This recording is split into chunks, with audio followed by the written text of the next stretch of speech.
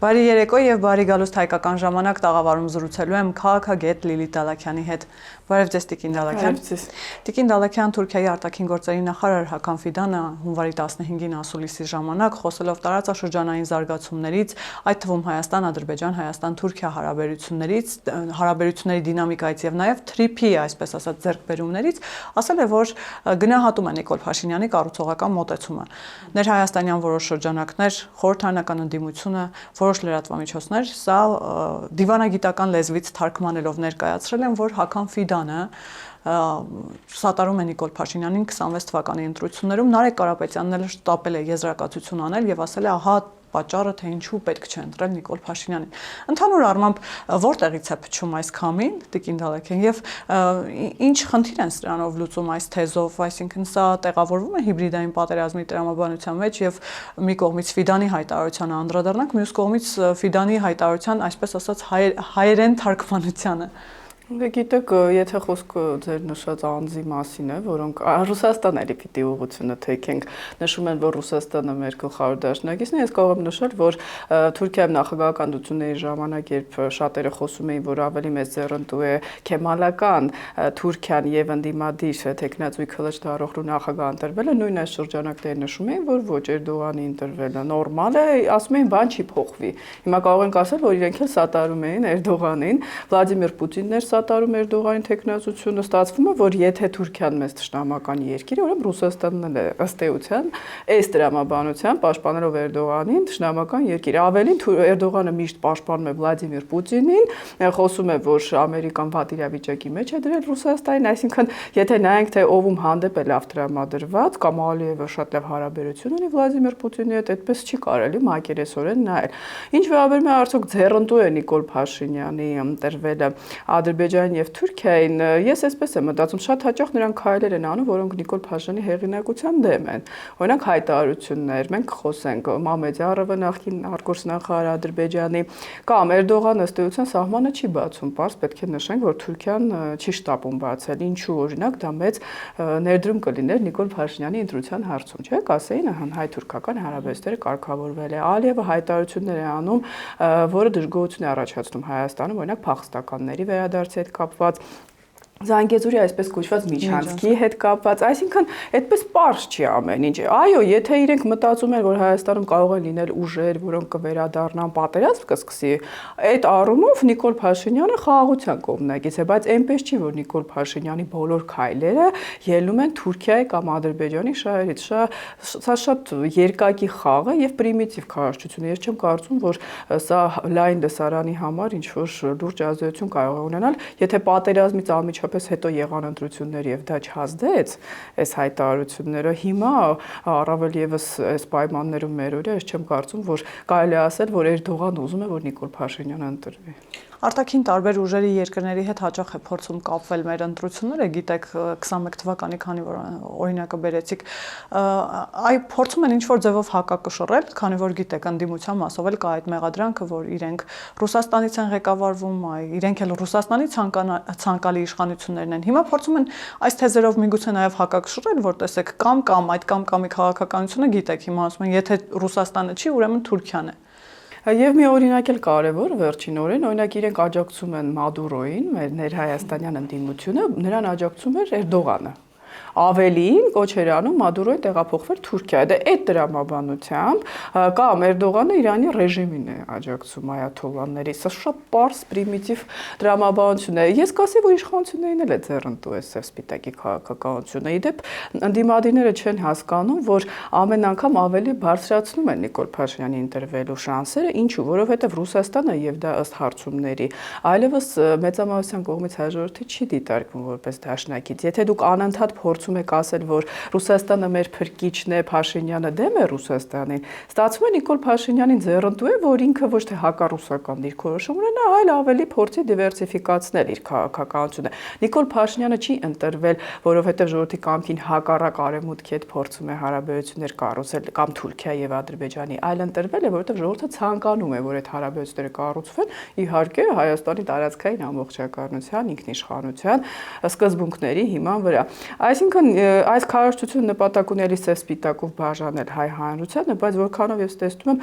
գուցե նախորդ ընտրություններում կարողացան ինչ-որ ձայներ դրանով ապահովել։ Հիմա այս պարզունակ նմանատիպ մեթոդով չի կարելի 5 տարի հետո նույն մեթոդով ու լոզունգով գնալ ընտրություններ։ Լավ, եւս մեկ դիտարկում անենք Տիկին Դալաքյան եւ անցնենք ավելի լուրջ զրույցի ճակերտավոր Նարեկ Կարապետյանը եւս մեկ շատ հետաքրքիր հայտարարություն է արել, որ իրենց վարչապետի տեխնացուն գալով ոչ միայն պարգևավճարներից է այդ հրաժարվելու, նաեւ քննադատելով այս իշխանության մոտեցումը այդ առումով, այլ հրաժարվելու է աշխատավարձից, աշխատելու է ընդամենը 1 դրամի դիմաց։ Հիմա ստացվում է այս մարդիկ ոչ միայն քաղաքագիտական կամ քաղաքագիտությունից են հեռու, այլ նաեւ մաթեմատիկական պարզ հաշվարկներ։ Այսինքն տրամաբանությունը անհասկանալի է, ով է իրենց վարչապետի տեխնացուն եւ ինչպես պիտի աշխատի 1 դրամի դիմաց բարեգործության հիմունքով, կամավորության հիմունքով։ Դա իրենց մտահղացումը չի։ Միացյալ Նահանգների նախագահ Դոնալդ Թրամփը, երբ ընտրվեց, նշեց, որ հրաժարվում է աշխատավարձ ստանալու, դե նա միլիարդատեր է,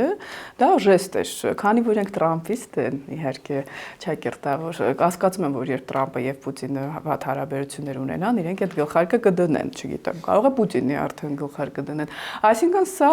նպատակ ունի ցուցադրել, որ մենք այնքան շռայլ ենք, որ մեզ այդ աշխատավարձը պետք չի։ Դե մարդիկ իրոք հարուստ են, չգիտեմ ինչ մեթոդներով են ստացել, օրինական, անօրինական, հաշվի առնելով Ռուսաստանում ինչպիսի ռեժիմ է, մի փոքր կասկածի տակ է դա դրվում, համենայնպես Հայաստանի իշխանություններն էլ ասում են, փաստեր ունեն, որ ամեն ինչ մաքուր չի, օրինակ նույն Հայաստանի էլեկտրական ցանցերում, չէ՞, հիմա գործ կա։ Սա ուղղակի ուզում են ցույց տալ, որքանով իրենք շռայլ են, բայց թե այդ հարստությունը ինչպես է կուտակվել, կրկնում եմ, դա հարց է։ Բացի այդ, մի բան կարող եմ ասել, կարծես ընդդիմությունը հատուկ ստեղծված լինի իշխանությունների կողմից։ Ես նույնիսկ կասկածում եմ, որ Սամվել Կարապետյանի ձերբակալությունը նրան մեծ կշիռ տվեց, արդյոք դա հատուկ էր արվել, թե Հայաստանի իշխանությունները չգիտակցեցին, որ դրանով նրան բերեցին արդեն առաջնային դիրքեր, նույնիսկ Ռոբերտ Քոչարյանին շրջանցելով ըստ հարցումների։ Սա խորաման քաղաքականություն է հարմար ընդդիմության հետագա տեսք ունենալու համար, թե ուղղակի խելամտություն է այստեղ չդրսևորվեց, չգիտեմ, բայց այն, որ այս անձնավորությունը իր հայտարարություններով չի ավելացնում ընդդիմության հեղինակությունը, մինչև այսօր տեսեք, ես որևէ լուրջ վերլուծություն չեմ տեսել։ Եթե դուք ուզում եք դառնալ վարչապետ, իր մասին չի խոսքը, չգիտեմ ում մասին է, ինչ-որ լուրջ ծրագիր, քննադատություն նույն իշխանություններին, ինչ եք առաջարկում Ռուսաստանի հետ հարաբերությունների կարգավորման համար, Միացյալ Նահանգների սրացող աշխարհաքաղաքական լարվածության պայմաններում, որն է ձեր ռազմավարությունը, տնտեսության մեջ ունենք խնդիրներ, այնպես չէ՞ էլի Հայաստանը, Շվեյցարիա եւ քննադատելու ոչինչ չկա, բայց այսպես մակերեսային ընդհանուր հայտարարություն վարորդներին կտանք զրկված վարորդական ինչ-որ իրավունքներ, ամեն ինչ ծաղրի է վերածվում։ Արդյոք սա հատուկ է արվում, թե ոչ չգիտեմ, բայց կարծում եմ շրջանակները պետք է փոխեն իրենց ղեկավարությանը։ Սամվել Կարապետյանը նորից ԱԱՑ կալանավար տեղափոխվեց, վստահ եմ գիտեք այդ լուրերին ծանոթ եք։ Արցախի պետնախարար Նժդե Իսկանդարյանն է հայտարարություն արել, քանի որ գիտեք նախընտրական տարի է, նախընտրական տրամաբանության մեջ ենք մտնում, ասում է, որ հիմա եղանակներով պայմանավորված դուրս չեն գալու, բայց գարնանա արդեն եղանակների հետ ու էլի եղանակներով պայմանավորված ցույցեր են սպասվում, որպեսզի այդպես աջակցեն արտահայտեն արցախցիների դժգոհությունները եւ ասում է, որ նախորդ ցույցերին, քանի որ սակավամարդ է եղել, հորդորում եմ հիմա ավելի մեծ քանակով մարդկանց հավաքվել փողոցում, մոբիլիզացվել, որպեսզի մեր ձայնը լսելի լինի։ Ինչ է կարծում, սա կրկին իսկապես բողոքի ձայն է դժգոհությունների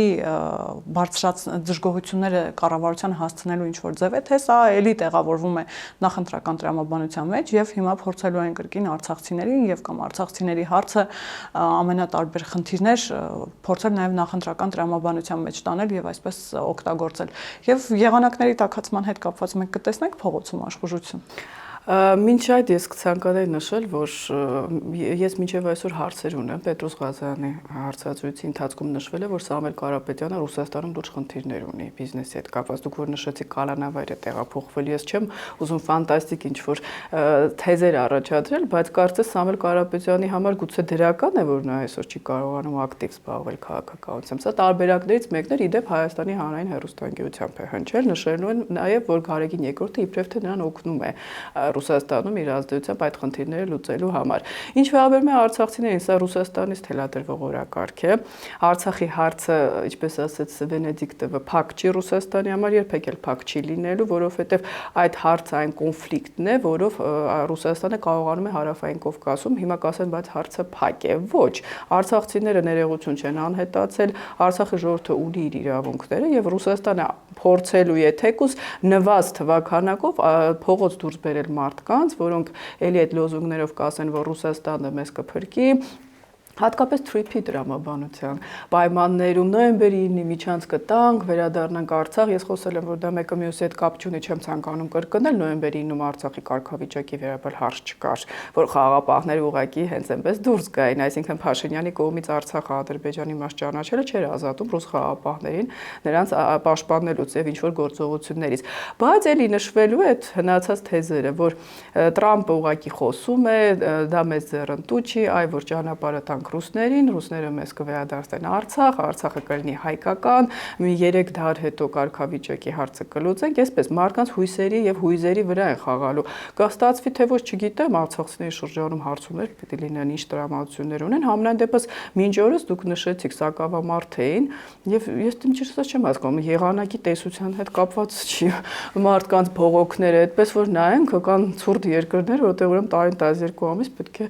որևէ ցույցեր չլինեն։ Այո, ամռանը ավելի ակտիվ է ժողովուրդը, բայց եթե խոսքը գոյաբանական խնդիրներին է, չեմ կարծում մարդիկ սպասում են ամառը գա նոր դուրս գան փողոց։ Խնդիրը իրենց մեջ է։ Հենց իրենք չլինեն դաշտում, գուցե արցախցիները ունենան ներկայացուցիչներ, որոնց կվստահեն, եւ որոնք չեն նշի, որ ռուսները թող գան Արցախը լինի անկախ, դրա մասին չի խոսքը։ Իրենց իրավունքների պաշտպանության հարցում, գուցե ինչ որ ներկայացուցչության ձևավորման հարցում, ինչպես Ադրբեջանը իր արևմտյան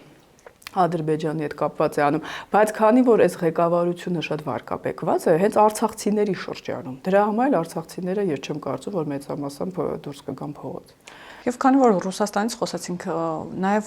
հպանցիկ անդրադառնանք Ռուսաստանից եկող հայտարարությունների, մասնավորապես Սոլովյովի հայտարարությունին, որին եկավ մեկնաբանելու արդեն Զախարովան, ասում է սովորական անկախ լրագրողի հայտարարություն է, իր տեսակետն է, դա պետական մոտեցում չի, հիմա ինչու եք նման աղմուկ բարձրացնում եւ ինչու եք այդքան այդ մի հարցը այդքան բարձրաձայնեցիք, աղմկեցիք, խոսեցիք, բողոքի նոտա, նաև դեսպանին կանչել, այսպես ագնախարարություն ու այսպես շարունակ։ Հիմա հասկանանք, սա պարզապես անկախ լրագրողի տեսակետ էր Տիկին Դալաքյան, թե սա իսկապես մտածված պրոպագանդիստի հայտարարություն էր եւ նաև ինչ որ իմաստով պետական մոտեցում, սա պարզապես հայտարարություն էր, որ Հայաստանում այո պետք է գնալ հատուկ ռազմական գործողությունների ինչպես Ուկրաինայում, թե այդտեղ կարող է լինել նաև գործողության պլան։ Սա վախեցնելու միտում ուներ։ Տեսեք, Սոլովյովի հայտարարությունները միայն Հայաստանում չի, որ արձագանքում են, Ղրղստանում են արձագանքում, Ղազախստանում են կանչել դեսպանին, դեսպանատուն մի քանի ամիս առաջ, երբ Սոլովյովը նշում էր, որ Ղազախստանը արհեստական ձևավորված պետություն է Լեհաստանում, այսինքն, տեսեք, քանի որ Սոլովյովի ֆինանսավորումը եւ դա բաց է, ամբողջովին գալիս է Կրեմլից, դա գաղտնիք չի։ Մենք արդեն սկսում ենք մտածել, եթե նա չի արտահայտում Կրեմլի տեսակետը, ինչու է ֆինանսավորվում։ Մենք գիտենք, որ Ռուսաստանում անկախ լրատվական միջոցներ չկան, բոլորը փակված են, որպես ինոագենտներ, այսպես ասած։ Բացի այդ, Սոլովյովը ինչ նշում է, կատարվում է, նա խոսում էր Ուկրաինայի վրա հարձակման մասին, կատարվում է Եվրոպայի ուղղությամբ հիբրիդ հարձակումների մասին, կատարվում է, այսինքն Սոլովյովը սովորական լրագրող չի, բայց սա շատ դրական է մեզ համար։ Ես հենց այդպես էլ խորհուրդ էի տալիս բուրըն չպատասխանել։ Ինչու։ Իդեպ այստեղ ամեն ինչ արվում էր, որպեսզի Նիկոլ Փաշինյանը անձամբ Սոլովյովի հետ մտնի ինչ-որ կոնֆլիկտի մեջ, նախ դա նրա մակարդակը իհարկե կցածրացներ եւ հաջորդը առիթ կտար, որպեսզի Ռուսաստանում ասեին տեսնում եք Փաշինյանը հակառուսական դրամատրություններ ունի։ Իսկ քաղաքագետները, վերլուծաբանները, նույնիսկ ԱԳՆ-ն դեսպանին կանչելով նրանք կարող է ԱԳՆ-ն մի հարց պետք է տա։ Արդյոք Սոլովյովը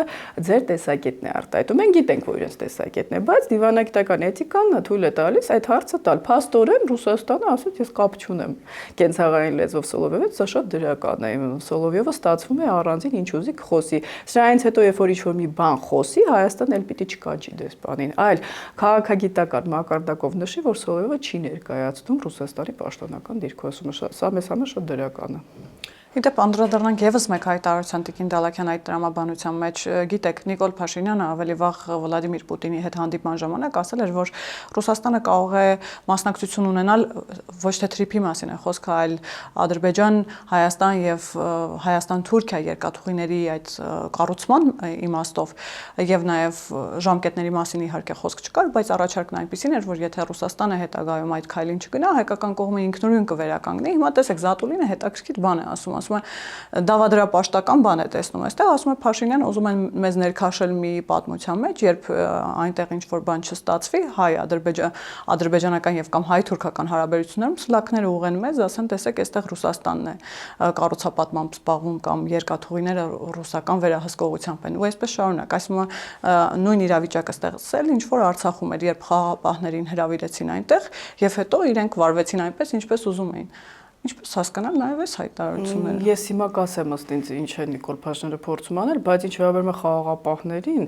պարոն Զատուլինը ժամանակագրությանը չի հետևել։ Հայաստանը երբ դիմել էր ռուսական կողմին ասելով, որ Ադրբեջանը անօրինական ձևով խախտել է նոյեմբերի 9-ի պայմանագիրը, ես նշեցի Արցախը Ադրբեջանի մաս ճանաչել դրա հետ կապ չուներ եւ բլոկադայի ենթարկել շրջափակման, փակելով Լաչինի միջանցքը, Ռուսաստանը պիտի գործողություն կատարեր որպես խաղաղապահ կողմ։ Եթե խաղաղապահ ոչինչ չի կատարում, հակառակը ասում է սա հակաահաբեկչական գործողություն է, պարոն Զատուլինը հիշողության հետ խնդիրներ ունի, պետք չի հայկական կողմին ինչ որ հորինված մեղադրանքներ ուղղել, եւ դա մեղադրանքներից ընդամենը մեկն է, չեմ խոսում անվտանգության խորհրդի նիստում ինչպես է Ռուսաստանը Խանգենդի վերաբերյալ իրեն դրսևորում, նշելով, որ Ադրբեջանը որևէ հակաօրինական գործողություն չի անում Լեռնային Ղարաբաղում, այլ ինչ, այսպես ասած, ներողություն իհարկե պրետենզիաներ ունեն դիտողություններ մեր հանդեպ։ Ինչ վերաբերում է Փաշինյանը, ինչ է մտածում։ Ես կարծում եմ Հայաստանը ցանկանում է երկաթուղին պետականացնել կամ մասնավորեցնել։ Գոնե ինձ համար պարզ է, որ եթե թրիփը պետք է իրականացվի, երկաթուղիները չպիտի պատկանան Ռուսաստանին, որը հիբրիդ հարձակման մասնագետ է եւ ամեն ինչ կանի, որպեսզի այդ ճանապարհները չգործեն։ Իդեպ այսօր խոսենք Մամեդյարովի հայտարարության մասին, հաջորդ թիվ դա շատ կարեւոր, վտանգավոր հայտարարություն էր։ Այսինքն Նիկոլ Փաշինյանը իմանալով, որ Ռուսաստանը որևէ ներդրում չի անելու, եւ շահագրգռված չի։ Եվ շահագրգռված չի, ասում է, դուք ունեք պարտավորություններ, ներդրումներ կատարել, մեր երկաթուղիների վիճակը տեսնում ենք, չէ՞, ասենք դա ամոթ է։ Իդեպ Նիկոլ Փաշինյանը դեռ պատերազմից առաջ է խոսել, որ հայկական երկաթուղիներում գողություն եւ կոռուպցիա է տիրում, հիշում եք Լավրովը ինչ նյարդային էր արձագանքել, այսինքն սա նոր չի։ Եվ մենք բոլոր իրավունքներն ունենք, ինչպես հետի հետ կապված, այս դեպքում էլ խոսելով պայմանագրի կետերի խախտման մասին, ուղղակի պետականացնել հետագայում դա մեծ ծախսերի հետ է կապված մասնավորեցնել այլ ինչ որ օպերատորի կողմից, գուցե ամերիկյան, հայկական երկաթուղիներ։ Այսինքն Փաշինյանը իմանալով, որ Ռուսաստանը լռելու է եւ ոչ մի քայլ չանի, կարծում եմ հող է նախապատրաստում հետագայում այս գործողությունը իրականացնելու համար։ Ինչ վերաբերում է, եթե թույլ կտակ Մամեդյարովի հայտարարությանը անդրադառնամ, ես վստահ եմ Ադրբեջանը այնպեսի երկիր չի, որ այնտեղ նախկին արտգործնախարարը ինքնուրույն ինչ-որ հայտարարություններ անի։ Նա շատ ծիծաղելի մի բան է ասել արտգործնախարարի համար, ինքը իհարկե շատ խելացի անձնավորություն է, նշելով, որ ժամանակին Մեղրի հատվածը երկաթուղու պատկանել է Ադրբեջանին, 38 թվականի մասն է խոսել Ռուսաստանին է հանձնվել,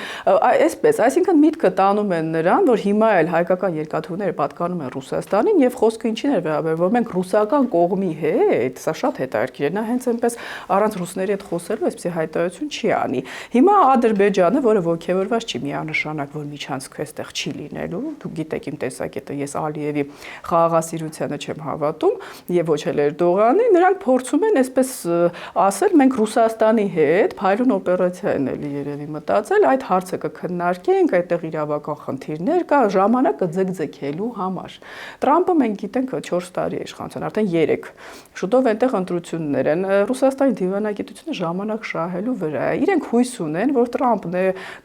կողմի ներքաղաքական խնդիրների մեջ Գրենլանդիա, Իրան, տեսնում եք, առաջիկայում ես Թայվանի շուրջել եմ Գարնանը ինչ որ սրացումներ սպասում, ոչ իհարկե ռազմական գործողությունների տեսքով մտածում եմ։ Ու թրիփը կյանքի չի կոչվի։ Այո, չի կոչվի։ Չի կոչվի, կապ չունի, որ հայկական կողմն ասում է, այդտեղ արդեն ներդրում է պատրաստվում իրականացվել։ Հետո հաջորդ նախագահը ես չգիտեմ դեմոկրատ կլինի, թե հանրապետական, Տրամպի անունով ուղու հետաքրքրված կլինի, թե ոչ։ Այսինքն սա հռչակագիր էր այս փաստաթուղթը, սա որևէ իրավունք եւ պարտականություն չի սահմանում կողմերի համար։ Սա մեծ քայլ է, սա շատ դրական քայլ է, բայց սա վերջը չի, ավարտը չի։ Դրա համար Ռուսաստանը, Ադրբեջանի հետ մտածում են, ինչ կարող են անել, որ Տրամպին չասեն, ոչ, չեք տեսնում, նույնիսկ Պուտինը ներողություն Վենեսուելայում Իրանում ոչինչ չի ասում, ուր մնաց Հարավային Կովկասում, որովհետեւ հիմա այդ ուժը չունի, նա Ուկրաինայում զբաղված է, բայց մտածում են դեռ չխոսենք Էրդողանն էլ, չասենք ոչ, բայց ոչ սահմանը կբացենք։ Գուցե երրորդ երկրների քաղաքացիների համար, ոչ սահմանազատումն է շարունակվում,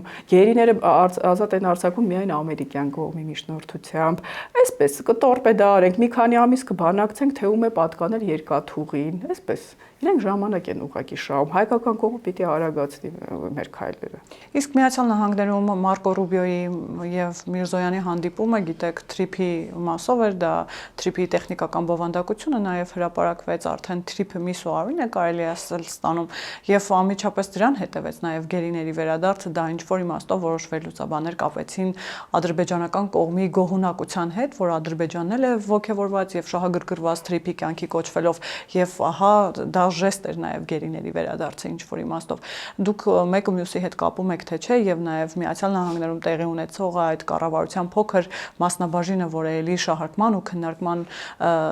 տեղիք դարձավ, որ Հայաստանը ընդամենը 26% կառավարման մասնաբաժին ունի, 74%-ը Միացյալ Նահանգներին է պատկանում եւ որ ավելի մեծ լծակներ ազդեցության թե տնտեսական, թե քաղաքական կունենա Միացյալ Նահանգները, դա իրատեսական է, իրականությանը մոտ է, որովհետեւ Պարոն Միրզոյանը առնվազն խոսում էր հակառակի մասին, որ երկու կառավարությունները միասին են որոշելու, թե ով կունենա մասնակցություն, ով ոչ եւ հավասարաչափ են։ Այդ իմաստով հավասարազոր են երկուսն էլ։ Գերիների հետ կապված ոչ, ես այդ տեսակետը չունեմ, որ Ադրբեջանի ողջավորվածության արդյունք է, ես տեսակետ ունեմ, որ հայկական կողմի եւ ամերիկյան ճնշման եւ հայկական կողմի խնդրանքի ամերիկյան կողմի արդյունք է, թե չէ բոլոր գերիները վաղուց ազատ արձակված կլինեին եւ հետո այդ քարոզչությունը իդեպ Ռուսաստանից եկող, որի Սիրիայի վարձկանները ինչ որ լուրջ ինֆորմացիա էին տիրապետում, այսինքն ինչի մասին է խոսքը, ինֆորմացիան այն է, որ Թուրքիան Ադրբեջանի տարածքով Սիրիայից վարձկաններ բեր, Ռուսաստանը իմացել է դրա մասին խոսել է Ֆրանսիայի նախագահ Մակրոնը պատերազմի օրերին եւ այսպես վատ դրության մեջ դելով Վլադիմիր Պուտինն ասել է, որ Ռուսաստանը գիտի դրա մասին, որից հետո նա ստիպված խոստովանեց, բայց չմեղադրեց Ադրբեջանին, այսինքն սա սենսացիա չի, որ պետությունների համաձայնությամբ են մի քանի առնվազն եւ մեր դաշնակցի վարձկանները բերվել Արցախ։ Սա մեկ, ինչ վերաբերում է համաձայնությանը, տեսեք, օրինակ Ուկրաինայի հետ կապված հիշում եք, այդ իրենց բնական օգտակար հանածունի հետ կապված պայմանագիրը Տրամպը ճնշում էր Զելենսկուն, ստորագրվեց եւ ինչ, ասում են ներդրումներ են կանելու եւ այլն։ Տրամպը շոումեն է, նա շոուի վրա է աշխատում, այլ հարց է, որ մենք պիտի օգտվենք, այո, անդադ գովաբանենք, խաղաղության մրցանակ եւ այլն, արագ տեմպերով։ Եվ ես ողջավորված եմ հենց Ռուբիոյի հետ մեր կապերով, որովհետեւ Ռուբիոն, որքանով ես տեսնում եմ, միակ այսպես տեխնոկրատն է Տրամպի թիմում, հիմա խոսում են նաև նրա ապագա ղեկավար լինելու հնարավորության մասին, հուսով ենք Ջեյ Վենսը դեռ ստվերում է, դա արդեն ամերիկյան ներքաղաքական հարց է, մեր դաշնակից այնտեղ առաջնային Մարկո Ռուբիոն է, որը մշտապես դրական է խոսել Հայաստանի մասին։ Ինչ վերաբերում մասնաբաժիններին, իհարկե ես ողջավորված չեմ, մենք էլ կցանկանայինք, որ հակառակը լիներ, բայց մենք ստացել ենք ախր պատերազմով այնպիսի արդյունք, այնպիսի իրավիճակ, որ մենք չենք կարող վեր կենալ եւ ինչ-որ պայմաններ թելադրել։ Իհարկե դեռ կարող են փոխվել պայմաններ, ես նշեցի պայմանագիր չկա, այս փաստաթուղթը կարող է 20 անգամ փոխվել, 20 կետ ավելանա, 20 կետ պակասի, դա դեռ կյանքի չի կոչվում, բայց այն, որ Հայաստանի տարածքային ամբողջականություն, ինքնիշխանություն սկզբունքը կա, այդտեղ կետ պիտի մտցվի, որ պարտադիր, ոչ թե գրած է ենթադրվում է, ակնկալվում է անգլերենից է թարգմանված երևի տեքստը, ԱԳՆ it is expected, այսինքն, որ համաձայնություն պիտի լինի հայկական կողմի, որ մասնաբաժինը վաճառվի, ոչ թե պիտի լինի ակնկալվում, այլ դա պիտի պարտադիր պայման դառնա։ Մենք պիտի դրա վրա աշխատենք, բայց այս ընդդիմության հայտարարությունը, որը պատրաստ էր անխոչնդոտ ճանապարհ տալ Ադրբեջանին, ուղղակի ռուսական վերահսկողությամբ, իրենց համար խնդիրը անխոչնդոտը չի, խնդիրը թե ով է վերահսկելու։ Եթե Ռուսաստանն է նորմալ է, եթե Հայաստանն է կամ Ամերիկան է, ոչ։ Դա խնդիր է իրենց համար առաջացնում։ Այսինքն, այսպես, եթե իրենք համաձայն էին դրան, հիմա ասում են, այս տոկոսները մեզ դուրս չի գալիս, դրա համար պետք է մենք ավելի լավ պայմաններ կառաջարկենք, այո, որն է ավելի լավ պայմաններով կբերեինք։ Որն է ավելի լավ պայմանը։ Իրենք ասում էին, որ Հայաստանը պիտի տա ճանապարհը առանց հայկական ուժերի ներկայության Ռուսաստանին։ Դա ավելի վատ է, թե ավելի լավ։ Երևի ըստ իրենց ավելի լավ Դեռ պայմաններ։ իրենք մաթեմատիկայից հեռու են եւ տոկոսները ճիշտ չեն կարողանում հաշվել։ Եվ կրկնում եմ, եթե դուք ուզում եք թելադրող լինել, դրա համար պետք է ունենալ բանակ, այդ հեքիաթը, որ 2 տարում կարելի էր բանակը ոչնչացնել, Փաշինյանը հատուկ արեց եւ այլն։ Տնտեսություն եւ դաշնակիցներ։ Եթե դուք դրա համար ոչինչ չեք արել, հիմա եկել ասում եք, մինչեւ կուր արաքս մերն է, սա շատ սխալ քաղաքականություն է, դրա համար էլ այսօր, ինչպես ասում են, մեծ հայքից մնացել է այս մի կտորը, որը փորձում ենք փրկել։ Եվ նաև տեսեք ասում եմ, որ հիմա միջազգային խաղացողների թատերաբեմ, բախումների թատերաբեմ են սարքում այս իշխանությունները Սյունիքը, որովհետև ըստ էության այդտեղ գալիս է Միացյալ Նահանգները, դա ինչպես նաև Սոլովյովն էր իր խոսքում նշել, որոշ ընդդիմադիր շրջանակներ են դա շրջանառում, որ դա նաև Ռուսաստանի հետաքրքրությունների գոտում է, դա Իրանի շահերին է հակասում ինչ-որ ձևով, որևէ կերպ թրիփը հակասում է Իրանի կամ ռուսական շահերին։ Մշտապես Սյունիքը եղել է միջազգային հետաքրքրությունների գոտում։ Գոնե նժդեհականները երևի նժդեի գիրքը կարդացել են եւ գիտեն, որ Սյունիքը մեր կարևոր հարավային դարպասն է, իդեպ դա դեռ մոտ 1 դար առաջ իհարկե մի փոքր պակաս, երբ դեռ պարզ չէր ինչ տեխնոլոգիաներ եւ ինչ լոգիստիկ ճանապարհներ են անցնելու, բայց մեծ մտածողների հայրենասերների համար պարզ էր, որ եթե դուք կորցնում ես իդեպ Վազգեն Սարգսյանն էլ Սյունիքը եւ Մեղրին, որ ասեց Մեղրին պայթելու է Երևանում, դու կորցնում ես Հայաստանը ընդհանրապես, այսինքն միշտ էլ եւ Եվրոպան, եւ ԱՄՆ-ն, եւ Ռուսաստանը, եւ Իրանը այստեղ շահեր են ունեցել։ Հիմա արդեն Չինաստանն էլ, Միջին Ասիան էլ, որովհետեւ կրկնում եմ, սա նոր ճանապարհների բացման հետևանք է, այսպես կոչված միջին միջանցքի, որի մաս է նաեւ TRIP-ը։ Իսկ ինչ վերաբերում է ով ինչ շահեր ունի, նախ Հայաստանը առաջինը պիտի շահերին նայի։ Իրանը իր շահերին էր նայում, երբ առաջիններից մեկը Արցախը ճանաչեց Ադրբեջանի մաս, Իրանը իր շահերին է նայում, երբ որևէ խոսք չէր նշում, երբ Հայաստանի վրա հարձակում էր տեղի ունենում կամ միայն խոսում են եւ որևէ աջակցություն Հայաստանին չէին տրամադրում։ Իրանը այսօր այն Իրանը չի, որ մեզ կարող է օգնել, տեսնում եք Իրանը ինչ լուրջ խնդիրների մեջ է։ Բացի այդ, հայկական կողմը մշտապես նշել է, որ Հայաստանի տարածքը չի լինելու Իրանի վրա հարձակման որևէ պլացդարմ։ Կարծում եմ դա պիտի բավական լինի իրանական կողմի համար եւ գիտեք ինչ կա, իհարկե մեր բարեկամ հարևան երկիրն է, բայց ժամանակն է այդ Ադրբեջանի հանդեպ էլ ինչ որ պահանջներ ներկայացնեն, որը Իսրայելի ագենտներին ուղարկում է Իրան, չի կարելի համեստի եւ իբրև թե թույլի նկատմամբ միշտ ինչ որ դիտողություններ անել։ Ինչ վերաբերում է նրան, որ Իրանը կփոխի իր տեսակետը, կփոխի, եթե ԱՄՆ-Իրան հարաբերությունները տեսնենք այս օրերին, իհարկե դա երկարատև գործընթաց է, կարգավորվեն եւ ունենան արևմուտքի հետ լավ հարաբերություն ունեցող Իրանը երբևիցե դեմ չի լինի։ Իրանը Ռուսաստանի բարեկամը չի, պատմականորեն մենք գիտենք, որ իրանք տարբեր շահեր ունեն։ Իսկ եթե Ռուսաստանի շահերի դեմ է, այո, սա նպատակ ունի շրջանցել Ռուսաստանը, ինչու, որովհետև ռուս-ուկրաինական պատերազմից հետո նոր ճանապարհների կարիք կա։ Դա Ռուսաստանի մեղքն է, Հայաստանը ինչ անի, ասի ես չեմ մասնակցում որևէ ճանապարհի, շարունակում շրջափակման մեջ լինել։ Մի երկրի համար, որը ամեն օր ասում է, ես եւ Ադրբեջանի դաշնակիցն եմ եւ Հայաստանի։ Այսպես Հայաստանի շահերը ոտնահարել եւ ասել Պուտինին ձեռնտու չի կամ ինչ-որ արդիկ կան ասում են տրամաբանական է, որ պիտի Հայաստանը ոչնչանա, լինելով վարչապետ։ Ես սա ոչ թե համարում եմ ուղղակի տեսակետ, սա նույնիսկ դավաճանություն է, գիտեք, կարևոր չէ ժամանակ այդ բայնով է երկրի ղեկավարը, որի հանդեպ շատ քննադատություն կա, բայց խոսքը վերաբերում է Հայաստանի ազգային պետական շահերին։ Գալ այստեղ ամեն Ռուսաստանի շահերից խոսել եւ Իրանի մերը ոտնահարելով, սա շատ սխալ եմ համարում։ Իդեպ Իրանի դեսպանը օրերս շատ, այսպես կարելի ասել, շատ ոչ այնքան զուսպ հայտարարություններ արեց, ինչ որ իմաստով շատ կոշտ Հայաստանին ասելով, որ եթե Իրանում որևէ փոփոխություններ տեղի ունենան եւ հեղափոխականները այն ուժերը, որոնք պայքարում են հեղափոխության համար, հաջողեն, պարտվողներից մեկը Հայաստանն է լինելու, Իրանում ուշի ուշով հետևում են, թե Հայաստանը ինչ դիրքավորում եւ մոտեցում ունի եւ չեն մոռանալու եւ նաեւ ասաց, որ Իրանում տպավորություն է, որ Հայաստանը դառնում է պլացդարմ հակաիրանական ուժերի համար։ Այս հայտարարությունը կխնդրեմ շատ կարճ մեկնաբանեք եւ նաեւ տևական ժամանակ է տեսնում ենք ցույցերի ֆոնին Ամերիկայի Միացյալ Նահանգներից այդ հայտարարությունները, Reuters-ը օրերս գրեց, որ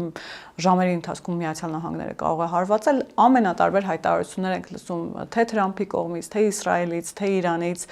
փոխադարձաբար միմյանց սպառնում են, ասում են, որ կհարվածենք, Թրամփը պարբերաբար հիշեցնում է, որ օգնությունը մոտ է, օգնությունը ճանապարհին է։ Հիմա հասկանանք ինչպիսի միջամտության մասին է խոսքը։ Իրապես Միացյալ Նահանգները կգնա Իրանին հարվածելու ճանապարհով, թե այնուամենայնիվ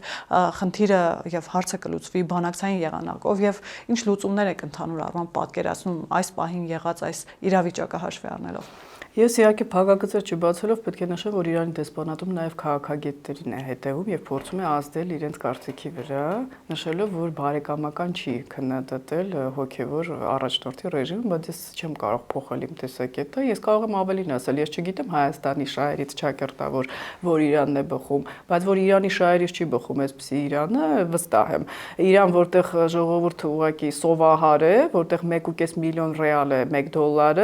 որտեղ ապաստարան չկա, զենքերը հնամաշ հին որակի,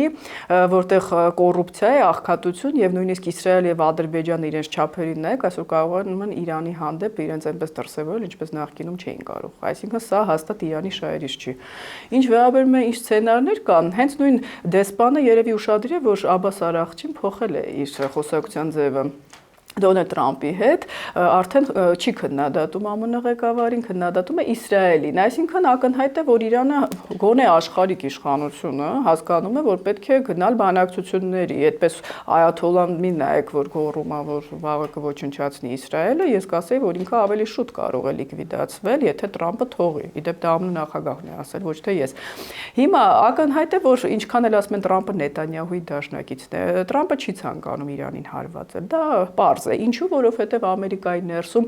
այդ իմպերիալիստական տրամադրությունները, որ պետք չի մեր զինվորները զոհվեն, դա կա, իսկ ԱՄՆ դեմոկրատական երկիր է, Թրամփը չի կարող այդպես Պուտինի նման, չնայել ժողովրդի կարծիքին, գնալ հարևան երկրի վրա հարձակվել։ Բացի այդ Իրանը Վենեսուելա չի,